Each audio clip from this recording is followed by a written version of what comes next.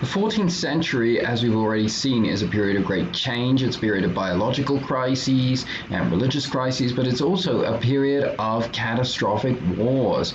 And the most prominent of these wars is the Hundred Years' War between England and France. Now, although England and France are the main protagonists, the Hundred Years' War also incorporates soldiers from the Netherlands, from Spain, from Italy, so it's certainly not restricted to England and France. The kingdoms of England and France have had an intertwined history throughout the medieval period.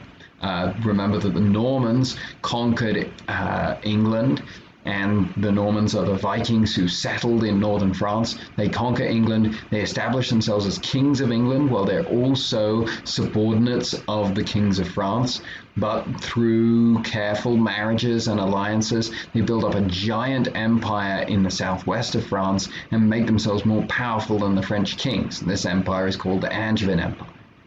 So this is very much the state of affairs during the 12th century. However, during the 13th century, the French monarchy bounces back and starts taking these lands back from the English rulers. However, at the beginning of the 14th century, the French royal family runs out of male heirs, or runs out of direct male heirs.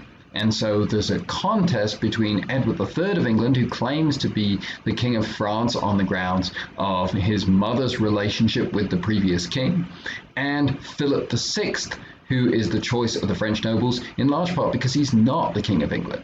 And so England and France will go to war. France with a much larger population and much more land, but England with a much better army. And so for these reasons, for this main reason, the English will defeat the French in the early battles of the war at Crécy and at Poitiers. And these battles show how warfare is changing during this time, because while the French are still using heavily armored knights on horseback, as they have done through most of the Middle Ages, the English are using archery and the longbow to shoot the French knights from a distance. And so this marks a way that warfare is changing. It's becoming more egalitarian in the sense that now the knights don't have, and it costs a lot of money to fit yourself out as a knight, and typically you would also have to come from a noble family.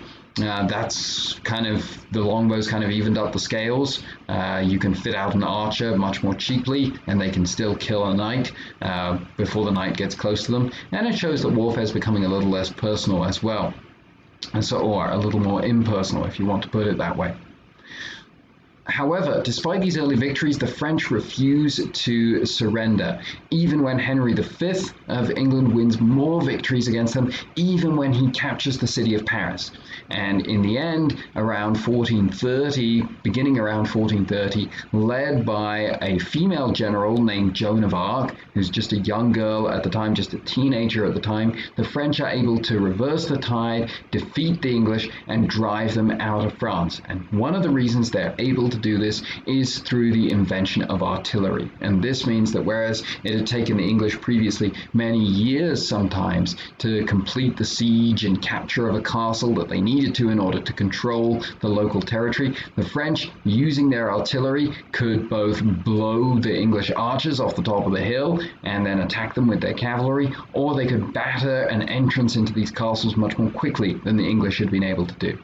The Hundred Years' War is significant because of the way that it shows that warfare is changing, is becoming more remote, more impersonal, more destructive, and also because it means that from this point onwards, the histories of England and France will be separate, that their rivalry will typically be focused outside the European continent.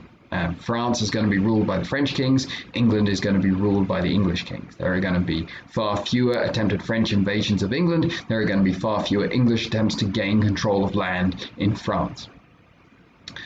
And so this is another way that marks the end of the medieval period. So we've seen one, and that's the decline of papal spiritual leadership and credibility during this period. Another is the Black Death and the dramatic change, the dramatic depopulation of Europe as a result of the Black Death. A third is the separation of the kingdoms of England and France to pursue interests outside Europe from this point onwards. And the fourth, and in some ways one of the most important ones, is the final fall of the Byzantine Empire. And this is again a result of changes in warfare at the time. The use of artillery, which is a technology that's again been brought to the West by the Mongols, it's another legacy of the Pax Mongolica, is adopted by a new rising power in the Muslim Middle East, the Ottoman Empire, and they will use artillery to capture the Byzantine capital of Constantinople and bring an end to the Byzantine Empire. Remember that I said that the medieval Mediterranean was dominated by three societies: the Byzantine Empire, the medieval South and East, and the medieval North and West. And with the fall of Constantinople, you have an end of one of these three civilizations, and it marks another way in which we're moving out of the medieval era into the early modern age.